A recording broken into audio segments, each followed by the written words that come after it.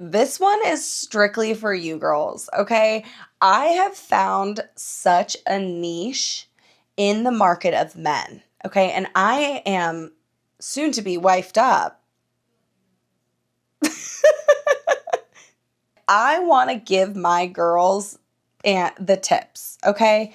What I have come to realize that the girls need to know is that hot men have hobbies.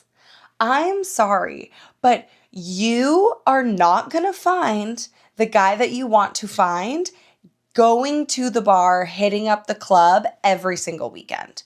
That is not going to be the relationship, the growth, the health that you are wanting to attract, the type of guy that you say you want, if you are looking for him in the club. Girl, stop talking. All the shit that people are thinking but not saying. Men, if you're listening, I apologize in advance. Women, hey bitches, are you ready? Are you still talking? Girl, stop talking. Welcome back and happy fucking Monday, bitches. Woo! Okay, it is Monday. This show has made Mondays the best day of the week. I used to dread Mondays. If you're sitting here and you're thinking, I hate Mondays, start of the week, I'm in this job that I hate and my life sucks, I'm sorry, honey, you did not come to the right place, okay? Because this is not how we speak here on the show. We speak into existence the life that we want. We talk about it as in a way that we are already living it. That is how we find happiness. We show up. We do the things we say we're going to do. We build confidence together. You hear me? And as you know, this show, if you're new here, hi, this is where healthy habits meet explicit behavior. And the title gives it all we really need to know, okay?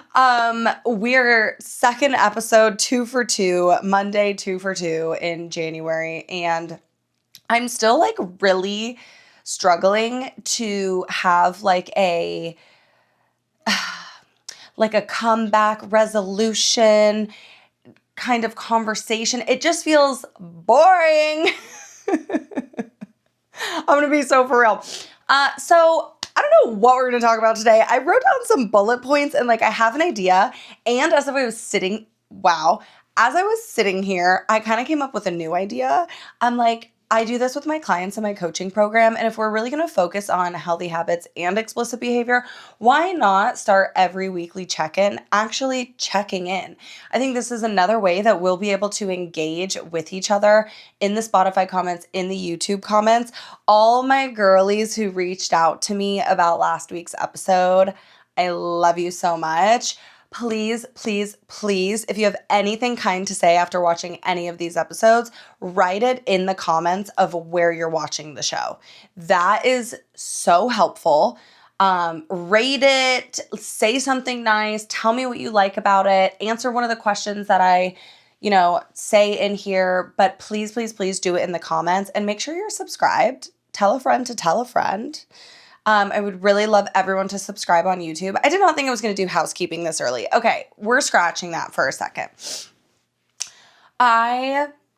What I thought about as I sat down, because what I do with my clients in my coaching program is every 7 days we do a check-in. And that consists of a plethora of things. But I'm why not do a weekly check-in with my girls? Let's check in with each other. I usually do a weekly recap, but instead I want to encourage everyone to also put their wins in the comments. So the last 7 days have honestly flown by. I'm shocked by how fast January is going. I feel like normally January is the slowest month ever. And maybe that just is a contributing factor to me being so busy. But my wins, I want to go over my wins with you. I'm going to give you guys my 3 wins of the week. And then in the comments, I want to hear what your weekly wins were. Let's continue to grow and support each other and be able to talk outside of you guys just listening to me. Even though I love that you listen to me, I want to have a community with you, and I want to feel like I'm diving into the podcasting side. So my 3 wins, I actually have a partial story time about also. I'm trying to think. I didn't actually come up with them, but I did have a brief idea. For one, I haven't had anything to drink in 2 weeks. We're going to table that and also talk about that later because I've been doing a lot of reflecting, and I feel like I have grown a lot in the last couple of years as far as being self-aware and understanding like how to show up better for myself and for other people and how to be able to continue to inspire and encourage people. And I've just been reflecting a lot on like my alcohol journey and like my relationship with alcohol. So we're going to talk about that later. Okay. I haven't had a drink in 2 weeks. That's a win because like, not drinking and being social can be difficult. I think we all struggle with that. People ask me, oh, are you doing dry January? Are you sober? And my answer to that is no, not necessarily. I think I have a bigger reason why than just to not drink for 30 days because it's January. And no shade. I'm just saying I've been there. I've done that. I love doing dry January, but I'm at the point in my health journey where I have finally started to understand my relationship with alcohol. And so my why is to reach my goals with my nutrition, with my physique. And that is a bigger contributing factor for me than just not drinking for 30 days because it's January. So I'm just being more intentional about where I am consuming my excess calories. That's all. If I want to drink, I'm going to have a drink. I'm a fucking adult and I don't have a problem. So it's taken me a long time to learn that, which I'm excited to talk about in a little bit. Okay, so that's one win. My second win is as of this morning, I have dropped my scale weight back down to my lowest weight, which is what I was right before right before Christmas. I'm officially 167 pounds. Okay. This is the lowest weight that I have been in maybe 10 years. Like something crazy like that. Naturally, I should qualify. I did Ozempic for like almost a year, 6 months, something like that, a couple years back, maybe like 3-4 years ago at this point. And when I did Ozempic, I lost 20 pounds. I'm pretty sure I've talked about this before, so I'll be quick. I lost 20 pounds. I was, I think, 159, 160, something like that. I loved it. But realistically, what happened is I did not have the tools or the knowledge to maintain that weight loss. And when I got off of Ozempic, I was on vacation in Europe. I didn't want to, I wanted to eat, I wanted to drink, and I didn't want to I didn't want to carry syringes on the plane. You know what I mean? I stopped taking Ozempic, and in 12 days, I gained back all the weight. Okay. So this is like a huge win for me. I've also, through this experience of coaching myself and starting my program and focusing on my nutrition and my fitness, I've had a very difficult relationship with the scale. And I think that's something I didn't plan on talking about this, but I'm going to go into it because I think this is relatable for most women, like a lot of us. The scale used to determine my mood for the day. Even when I was in a coaching program with a coach myself, when I started my journey, they wanted us to weigh ourselves every single day. And the days that the scale weight would be up, I would be upset. I would have this constant like negative self-talk about not being able to achieve my goals, not being able to lose weight. I would have very much that I can't mentality that you guys hear me talk about on Instagram so much. And I truly believe that, I mean, it's so crazy, but like the way you speak to yourself determines your outcome. We talked about this 10 minutes ago, okay? We need to be better about speaking positively as if it's already happened. That voice that's telling you, I can't, I suck, I'm not good enough, you are quite literally living that story every day when you talk to yourself like that. And I know we hear people say this all the fucking time, and I get it because I was one of them. But I have really, the last, let me see, November, December, the last 3 months, I've been really trying to only have positive self-talk. Talking to myself like, I'm doing this because it's already happening. I can lose the weight. I can lose weight because it's already happening. I have the knowledge. I'm in control. I can do anything for 10 days. Like saying things like that, I am not kidding you. It's been night and day. There's a couple reasons. I didn't even think I was going to get into this. We'll get back to the wins in a second, okay? It's all very important. I knew that mindset was a huge part of a program and a learning experience and having a healthier lifestyle. But when you continue to work on like these things, and it's not like a 3-6 month solution. I started my fitness journey 3 years ago. Okay? And I'm just coming to this realization. So if you can take anything and you don't want to waste any time, take this from me. It is so important to speak of yourself as the person you want to be. I fully believe that there's two things.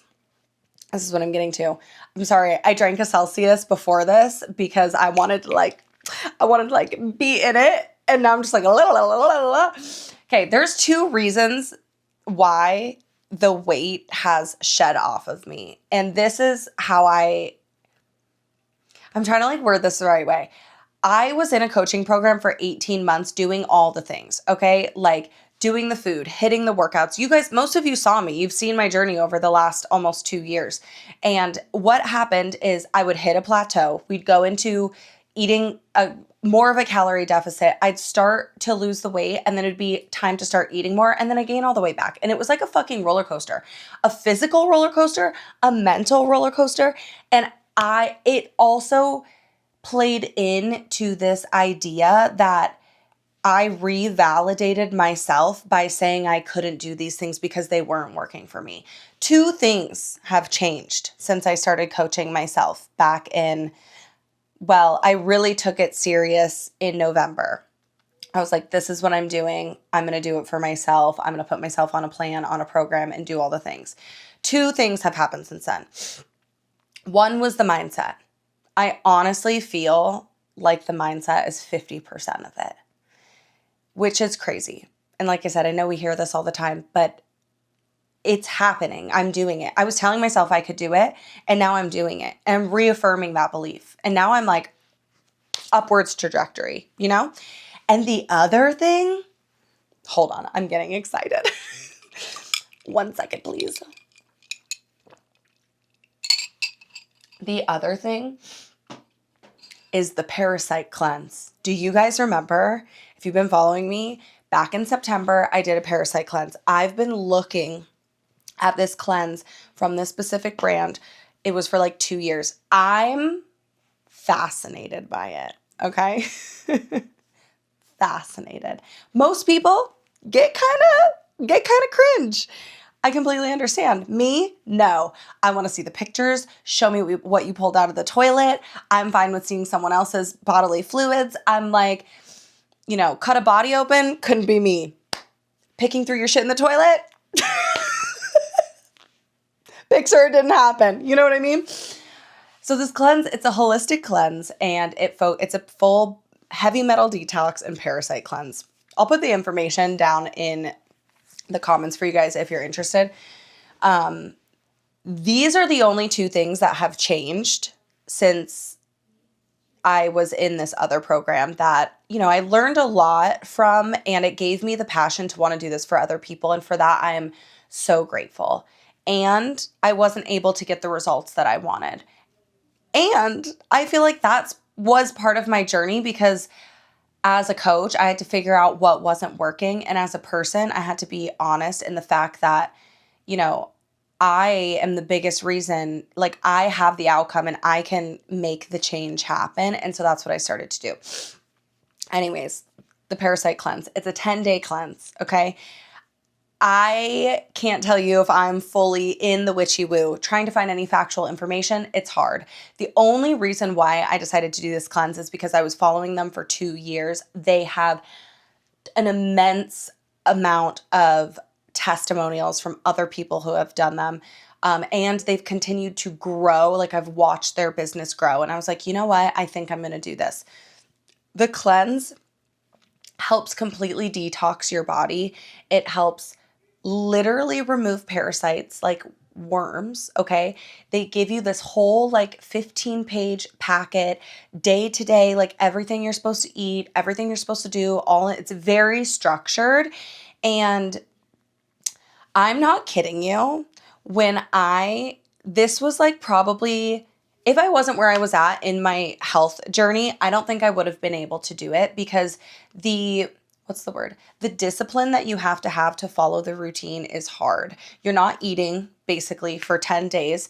You can eat all the fruit you want and they do hook you up with some soups, but like you have to be consuming things properly. Otherwise it's not going to work.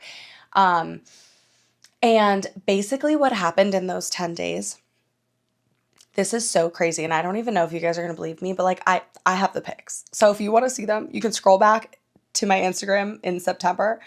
Or maybe I'll put the link in the bio too. And you can just click in there and go right to there and see the whole ordeal. Okay. 10 days, 10 pounds of what they call mucoid plaque. Okay. This is like a buildup of mucus, undigested food. It houses parasites. It houses eggs of parasites. This is literally a toxin rotting in your body. Okay.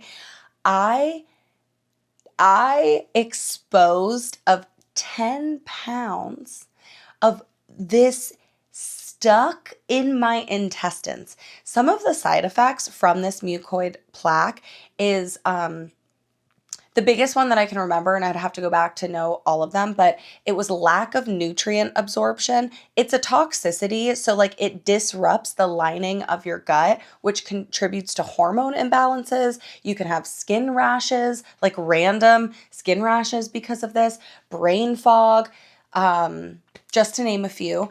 And I thought to myself, like, if I do this cleanse and anything comes from it, I feel like it's going to be the healing of my gut and my body being able to properly absorb the nutrients it's getting. Because I'm like, I was getting no other movement in anything else I was doing. So now I'm looking back and I'm like, I think that's exactly what happened. As soon as I was done with the cleanse, I've slowly implemented more foods into my diet that I had to give up because I did a food sensitivity like years prior to this. And I was getting bloating all the time, gas pains. I wasn't able to eat most vegetables because my body wasn't absorbing the nutrients. It was causing pain and bloat. I had to give up red meat because of it. When I tell you I'm no longer bloated, I've broke through my plateau and I've officially lost 12 pounds. Okay. I don't get indigestion when I eat these foods. I don't get gas pains when I eat these foods.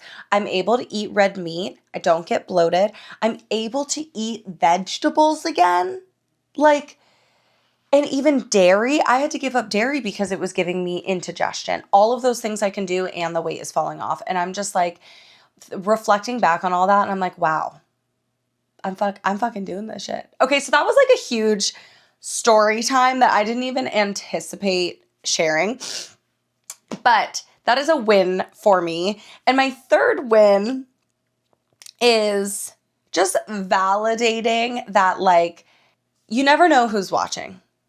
it's been about 2 months since I've been really consistent about posting online and really trying to grow my page, get more exposure, and really start like living my life online so that I can stop lashing and continue this new passion of content creation and get paid to create content. Okay.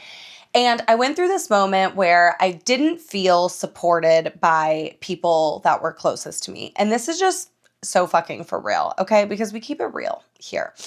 I wasn't feeling super supportive. I know how I show up for people in my life, and I have the expectation that they would do the same or even just comment on my posts or like them even, or even just share. I know when I see my friends, family, and other people do those things, I'm like, comment. If I see another girl that I've been following and they're posting more, or like they took a video, I know how much time goes into that. I'm like commenting, I'm resharing, I'm here for it, you know? And so there was a moment where I was not feeling supported. And then all of you were over this, like the beginning of the year, DMing me, sharing how I've inspired you. And it's just really, it feels very validating. So I think my third win is just feeling validated that how I'm showing up is helping people change their lives. And that's like a huge one. You know, that's like a little gratitude and just some excitement. I want to slide into the fun story time. This is also something that happened over the last week. You never know who's watching, okay? I had a guy at the gym come up to me today, and he was like super genuine and very nice. I don't recall seeing this guy there before. He comes up and he's like, hey, my wife and I used to come to this gym like about a year ago. We haven't been back in a while, and we saw you here the other day. And I just want to say, like, you've really put in the work. Like, you were a baddie before, but like you're showing up and we can tell. And I just was like, that was the nicest thing someone can say. I was already having a great day. And I feel like usually compliments like that they come on the days where you need them the most. But I just felt like, wow. I mean, listen, I have blue fucking hair and I wear pink fucking costumes everywhere I go. Like, I know I'm being seen, but you never really know like who is clocking you, you know, like who is taking enough time out of their day to be like, oh my God, I saw that girl a year ago and holy shit, she looks great. And I'm like, thank you. But the best one, oh my God. Okay. So I was out last weekend because I wanted to be social. I recorded last week's episode, I think on like a Friday or something. And then I decided, I hit up Chance. I was like, boop, boop, boop, boop, boop, girl. And I'm like, I want to go out. I want to be social. What are you doing? I wanted to go to Old Town, but it didn't end up working out. Instead, I went and met Chance at this ghetto ass, like hillbilly, redneck.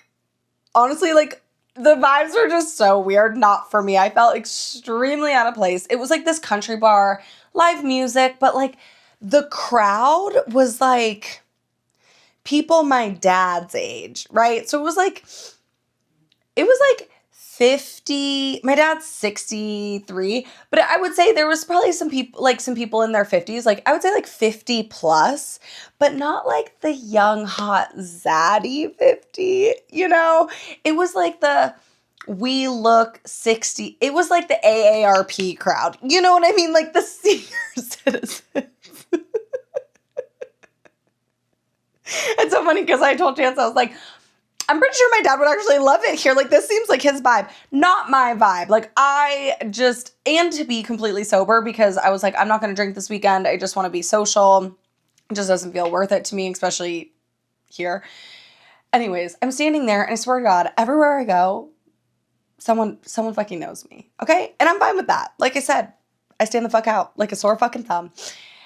This guy comes up to me and he comes up all excited. Hey. And I'm like, oh, hi, what's up? He's like, I know you. And I'm like, oh, really? That's so crazy. Where do you know me from? And he's like, I'm like one of the coaches at your son's training camp. And I'm like, oh, okay, yeah, you look so familiar. I remember seeing you. And he's like, I was just sitting over there with my friends. And he's like, I have to, I want to say this is genuine too, but like, it's just funny. The situations I find myself in, I feel like are so hilarious. He's like, I just have to say, every time, he's like, I don't want to be disrespectful. I love my job. I don't want to get in trouble, but I'm always talking about you to the coaches. Every time I see you in there in your cute little outfits, it's like, oh, okay. He's like, you're just in there in your cute little gym sets. And like, I'm so sorry. I've been wanting to say something to you and I haven't because, I just felt like it was a little inappropriate and I'd kick myself in the ass if I didn't come up and say hi. And I just wanted to say hi. And like, I just really want a woman like you. I'm like, okay, that's so nice. Thank you. I'm flattered. And he's like, so like, can I take you out? And I'm like, I have a man. And he's like, so I'm like, now it's inappropriate. Now it's weird. I'm like, so no, but like, thanks so much for the compliment. And I share these two stories to say that like, if you're trying to put yourself out there and you're trying to do something bigger than you, like you quite literally never know who's watching. And just to continue to show up and be yourself and be authentic. And that could go fucking the worst way too. You never know who's watching. You could have a stalker. We've been down that road. We have been down that road. This one is strictly for you girls, okay? I have found such a niche in the market of men, okay? And I am soon to be wifed up. I want to give my girls and the tips, okay? This is something that I have noticed over the course of this last year. Looking back on last year, I really felt like stuck and stagnant, like I hadn't done anything, like there was no momentum moving forward. And now that I'm out of it, I've really learned that like last year, I truly did evolve in the way of learning. I spent so much time learning new things last year, getting my coaching program, learning how to ride motorcycles, crazy, excuse me, and learning how to coach women, learning how to build a business that I felt like I didn't have any authority in, learning how to branch out and be seen and get paid for social media. Like there was just a theme of this growth and learning, and I've just like found a passion in like learning new skills. And that's something that I've really loved about the relationship that I am in. Like my man and I are very active, and he is a man with hobbies, lots and lots of them. Once I realized like how important my health and my fitness was, and I spent less time drinking and like being in a bar and sitting on my ass and being at home just having a couple glasses of wine. Once you stop drinking, you really realize that you have so much more time on your hands. And I think that is why it's one of the reasons why it's so difficult for people to stop drinking, because you realize you don't know what to do with your time. And so these next like two conversations kind of go hand in hand.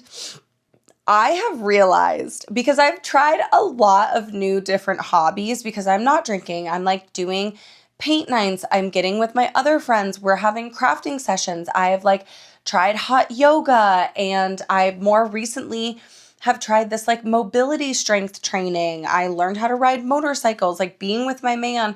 I've also learned how to ski. I've learned how to surf and wakeboard. I've learned how to ride a motorcycle. And I continue to want to keep that like sense of adventure and like learning and adapting new skills alive by like being sporty and active and having fun. And what I have come to realize that the girls need to know is that hot men have hobbies. I'm sorry, but you are not going to find the guy that you want to find going to the bar, hitting up the club every single weekend. that is not going to be the relationship, the growth, the health that you are wanting to attract, the type of guy that you say you want, if you are looking for him in the club. I used to think I was that 1%. I remember they're like, it's what, the exception or the rule? Most of us are the rule, not the exception. There's 1% that's the exception. It's your one friend that doesn't like to go out. She's only been out one time. You have to force her to be there. She ends up meeting a guy. He's a great person. They fall in love and they live happily ever after. I'm sorry, but this is not a Cinderella story, okay? We are the rule. But what I have realized is, and it seems so simple, but it's so true. The hot guys that have hobbies, like, are actually way more fun to be with. He's busy. He has groups of friends he's meeting up with. He's passionate about something he loves to do. He's not going to have time to blow up your fucking phone, ask for your location, hit up other girls. I mean, if there's a will, there's a way. That's a whole other conversation. But I'm just saying, in all of these places, there are so many hot dudes. And this came to the realization for me today. One of my man's Christmas gifts, I decided for us to go to iFly, which is an indoor skydiving scenario, I guess, for lack of a better word, experience. And our trainer, really attractive guy, not normally my type, but super fit, tatted. He had like long hair and dreads, like, again, not really my vibe, but cute face, knowledgeable, skydiver, instructor. Like, he clearly was an active dude. And that fucking hit me today. And I'm like, it hit me once before for chance, because when I did the hot yoga, I was like, the gays are here. The hot gays are at hot yoga. Okay? And on a Saturday or Sunday morning. That was my first realization. This doubled down on it for me. And then I was thinking about my man and like all the things that we do together. And I'm like, I have a hot man who has hobbies. And it was like a fucking mind fuck. I'm like, if your guy doesn't have hobbies, if he doesn't have something outside of work that he enjoys, or that thing is drinking, I mean, you just have to decide for yourself at that point. Like, I can't guarantee that that's going to be the best relationship for you. I know for me, it definitely wasn't for like most of the guys. And when I think back of the relationships I did have, the guys that I dated, their hobby was drinking. But now my hobbies are changing, you see? And I'm having new experiences. And I so deeply wish I had this knowledge when I was single, when I was serial dating, because the shit I put myself through just to feel something was crazy. I guess my message about this is like, go try something new. If you're single and you are actively dating, I know people talk about this and it seems so simple, but like, go to the iFly place in Scottsdale. Our trainer, I don't remember his name. Our trainer, super cute, nice body. I could tell through his little tight shirt, the little tight onesie kind of gave me the ick. But then he like took it off, wrapped it around his waist, and I could see his muscles and his tattoos. And I'm like, okay, he's got it going on. But like, also, girls, like, you have to be fun. You know what I mean? Like, you gotta be a down-ass bitch. You gotta find those hobbies that you like to do. I love the little adventure. Skydiving can take you places, right? Motorcycles can take you places. I did not think I wanted to learn how to ride a motorcycle. I actually love it. Am I scared shitless that I'm gonna like crash and die? Sure. Yes. But also hot guys in the motorcycle class. Yeah. The hot guys are out there doing things. The good ones. Which brings me to my last, a little more serious side of the conversation. And because we're in January and we're figuring out our resolutions and our commitments and our change and our health. I kind of wanted to touch base a little bit on this. I talked about it earlier in the episode. My relationship around drinking and alcohol. And the realizations that I've truly had over, like, honestly, just recently. I kind of had a breakthrough because I, for a long time, have fought with this inner self-talk of you have a problem, like you have a problem. And I didn't understand where that was coming from because it doesn't really show up in my daily life. Like a lot of the time when I drink, it's socially. I don't feel like I can say no. I've gone plenty of times. Actually, last year, was it last year? I think one of the last couple of years, I spent like less time drinking than I did, or not drinking than I did actually drinking. And I've kind of always done these like stints of like, a month or 60 days or 90 days just to have a break and refocus, especially when it came to my health and fitness. And that became more important. But I always struggled with being on or off. And I want to clarify that a little bit because I think most people hear that and they would say, oh, well, like if you if you're on or off or you feel like you struggle, like you can't say no, then you have a problem. But that's not what I'm saying. Like, drinking, what I've realized for me, has been habitual. It becomes a habit. And the habit is, oh, it's the weekend, have a cocktail. Oh, you're going to brunch with your friends, have a cocktail. Oh, you're going to dinner with your friends, have a cocktail. But you don't actually have to do that, which seems so simple, but you get caught up in the moment. And honestly, I fucking love who I am when I'm drunk. I love her, Stacia. We have finally figured her out. Don't get me wrong. Have I gone through my binge drinking days when I newly was 21 and we were going out to the club every weekend? Sure. Did I have like control of it?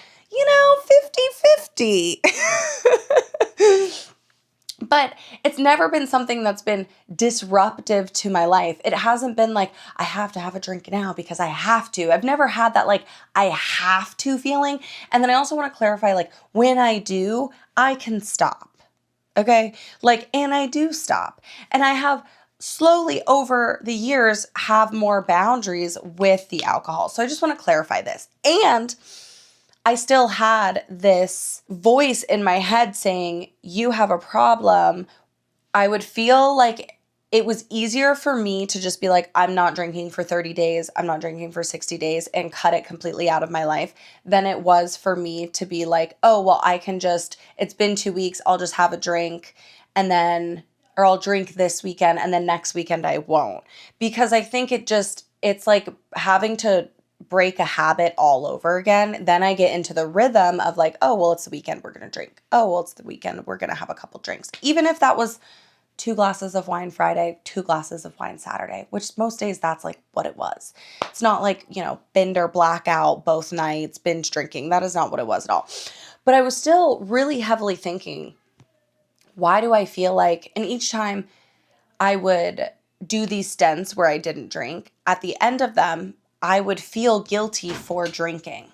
And then I realized something, which has taken me so long to learn because I've also fought with this other side of the voice being like, I would feel guilty. And then I would also be like, Tatum, you're an adult. You can do what you want.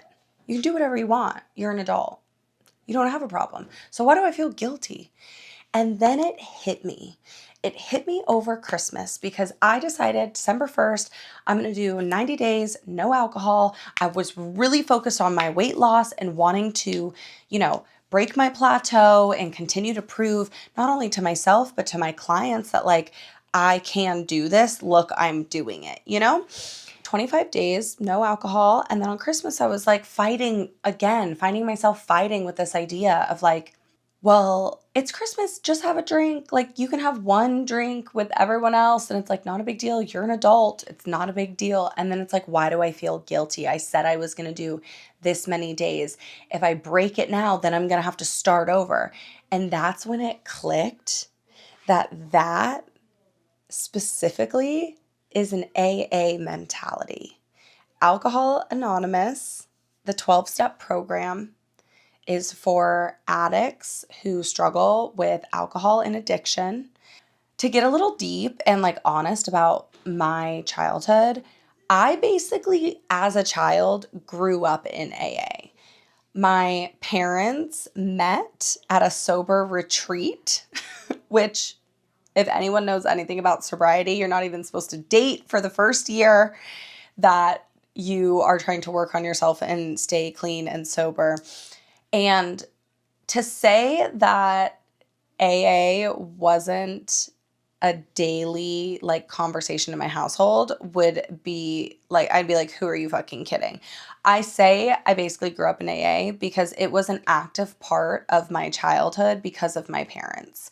And I grew up in this like knowing like what addiction was, how to like better yourself. And I think the program is great for people who are addicts. But what I realized over this last stint of like me giving up drinking and wanting to better understand my alcohol and hitting this breakthrough is that the messaging I have personally taken that on as if I had a problem.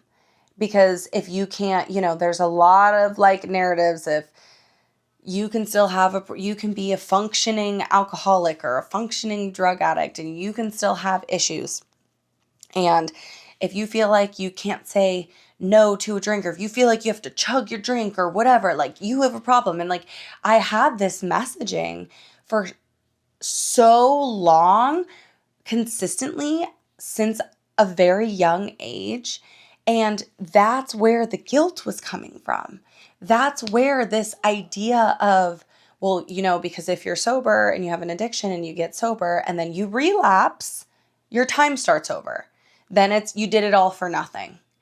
And that's how I felt like I was living my journey. And that's how my relationship with alcohol was. And when all that hit me, it quite literally set me free. I was like, I am not my parents. I've never shown up in the ways that they have shown up when it comes to alcohol and the addiction, or what could be the addiction of having a problem around alcohol. But I also, girl, let me tell you something really quick. Half of my family, recovering alcoholics. So like it runs deep. There is something to be aware of. And I was also made aware of that for a very long age. But then after that, I was like, I don't actually think this has anything to do with me. Like this is a story and messaging that I have been told that's basically been like indoctrinated in me since I was really young. And that was something that was literally like a fucking light switch went off. It's honestly incredible like how the brain works, and when you're really like reflecting and trying to better understand yourself. And I kept saying like over the last couple of years, I want to better understand my relationship with alcohol. And then, after that, so basically, long story short, since December 1st, I've had 3 drinks. I've had a glass of wine on Christmas. I had a glass of wine after New Year's. And then between there, I went to a restaurant and ordered a margarita, and it tasted gross. It was just like ghetto bar margarita. And I had a couple sips. I think I drank half of it. And then I was like, this isn't even worth it to me, because I'm also a health and fitness girly right now. And I'm like, why would I drink these extra calories if I don't even like the drink? And to me, that meant more. And so I'm like, you know what? Push it aside. I don't even need it. I don't want it. So technically I've had 2.5 drinks, but whatever. Who's counting? I'm going to be done after I talk about this. I just like want to share the full story because I don't know if anyone else feels this way. I'm sure you do. Alcohol is a huge discussion and topic of conversation. And I think for a lot of us, I would like to say for most people, it's not a problem, but it is a bad habit. Right? We have tons of bad habits, just like snoozing our alarm 6 times, rolling out of bed, not brushing our teeth, and rushing out the door as we're 5 minutes late for work. I like to use that one a lot because it's so relatable. And the part of bad habits is we can unlearn them and we can learn new ones. And just having that realization has quite literally set me free. So I guess that's another win. That's my 3rd win. We're way past the check-in at this point. And to end that, I will say, I have continued to be very intentional. I haven't had a drink in like 2 weeks. Like I said, I'm going to be done counting after this because it's not important. I have been craving a slutty, dirty martini with blue cheese olives. I've been craving it. But you know what I told myself? Stick to the program, get back to your goal weight, then reward yourself. I've been waiting for this martini for 10 fucking days. I'm back to my goal weight. I've already mapped out and planned this martini around my day, okay? Like I'm like Friday night, I'm having girl dinner with my best girl, my best gay girl. Me and Chance are going out after this. And I'm getting a martini. We're going to get oysters. And I have fit this into my healthy lifestyle. I'm tracking my food. I'm being intentional. I'm hitting my goals. And this is exactly, I'm just going to leave you guys with this. This is what I preach in my program so much. This is exactly how you have wins and still lose weight. You show up, you be intentional, and you prep and you plan. But I do think it's important, like some of the key takeaways is like I was intentional. I tracked everything. And the biggest thing that you can do and the biggest tip when you're on your health journey when it comes to being social, going out with friends, people wanting to do dinners, eat before you go. And that's exactly what I did. I had breakfast, lunch, and dinner. Okay? I am just going out for cocktails and oysters. I'm so excited. You're probably going to see all about it. You're going to hear all about it. I guess I'll just leave you guys with that. I'm feeling really proud of myself. To wrap this up, I want to know what your wins are for the week. What were your wins last week? I want to hear them. Comment your wins in the comments. Go subscribe. Anytime you're out and some guy hits on you when he's like, oh, can I have your number? Take his phone, go to the Girl Stop Talking YouTube, click subscribe and be like, there you go. And just say nothing, okay? Help a sister out. The guys need help too, okay? And if you want to find a hot man, time to get a new hobby, girl. Are you still talking? Girl, stop talking.